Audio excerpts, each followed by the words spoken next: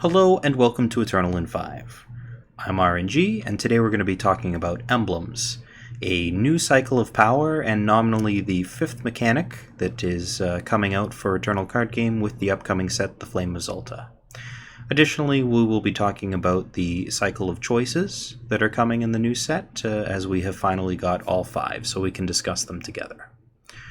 Coming up on your screen now are the emblems. Emblems are power that give you a single influence of their type, but you take 1 damage when you play them, so they are a little bit worse than sigils on their base, especially if you're concerned about your life total.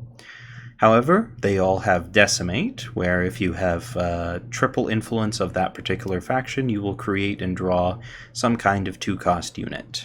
Some are better than others, but all of them are pretty cool when you get them for free with the power. So you get the power the turn that you play the emblem, but if you decimate, you won't have it the next turn, which is certainly a little bit weird. It's kind of like reverse depleted, where you have it this turn but not next turn.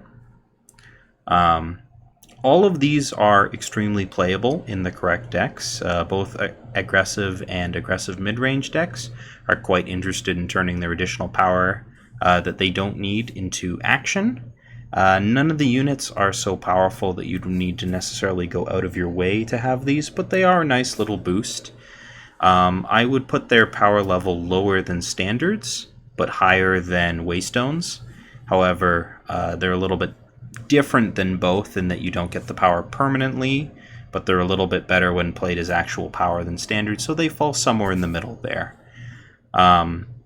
Control decks probably won't be too interested, as they're more interested in sustaining their life total than they are in getting a random 2-drop, but these are definitely a cool choice going forward for both aggressive and aggressive mid-range decks.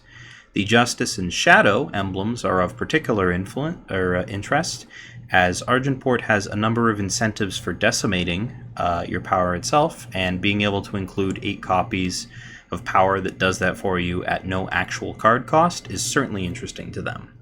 And it is most interesting with our next card here that was spoiled alongside the emblem, Soul Flame Rider. A 9-cost 6/6 flying endurance unit that costs 3 less for each time you've decimated your power this game.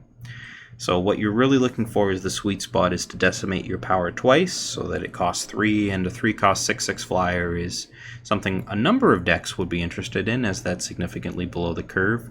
The dream, of course, is to get it down to 0, and that's something you can do, but it's more of a bonus as it's pretty tough to decimate 3 times. However, the Paladin's deck, and this is a Paladin, does have a number of incentives for decimating, with Alaz's Elite allowing you to continue with your maximum power even when you do decimate, and Nivea boosting your whole team every time you do, and there's a couple of other Paladins not shown here that also have smaller effects when decimating, but I would not be surprised to see Decimate Paladins be a very real deck going forward. Moving into the choices, here are 2 that we've already seen. I believe that Perul's choice has only gotten better, as we've seen that Curse Matters is a supported archetype, and Ryujin's choice continues to not be very good, as just giving double damage is not sufficient impact for the card cost. Moving to the new cards, we have Geminion's choice, which transforms a unit into a 3/1 Flame Fang. More interesting before Ice Bolt was spoiled, as Skycrag had a lot more trouble with big units that it no longer has, as you can just Ice Bolt everything out of the way. And the other power is to increase the damage of each spell in your hand by 1. Not quite as good as just playing plus spell damage, or really playing another burn spell. I think Geminion's choice does 2 things too weakly to really be considered as a serious constructed card. Next we have Naheed's choice, a card that I think will certainly be good. If you're going wide, just playing 2 cultists for 2 is totally fine, and pretty good for what time usually gets in terms of go wide.